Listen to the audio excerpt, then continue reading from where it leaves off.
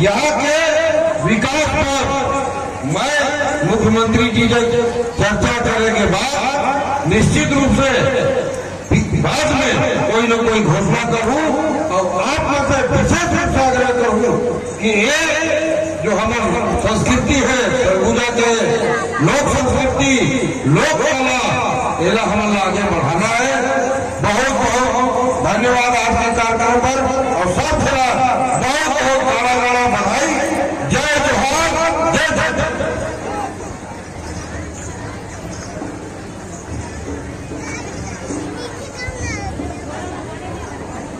बहुत बढ़िया नया दुलार का धन हुआ राजेश अग्रवाल जी हमारे क्षेत्र में आई श्रीमती लक्ष्मी राजवाड़ा जी अच्छा कर्मा खेल थे देखे हैं भोलन सिंह बराबर जी को अरबा का तरीका कर्म देवता है तो दरबार में आए यहाँ का सज्जन राजेश अग्रवाल जो कि बराबर से माता शक्ति पितृ शक्ति सबोदरला सेवा द्वारा हमारे तरफ से कोनो गलती हुई होगा फिर खबर को बताना जय सेवा जय जय सेवा जय जोहार।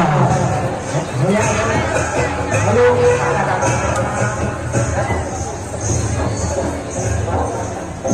अभी का जो परिस्थिति है दोनों का इसमें नंबर नहीं काटे जाएंगे न नंबर का आदान नहीं होगा। ये मात्र मंत्री विधायक लोगों के साथ खेलने कूदने का समय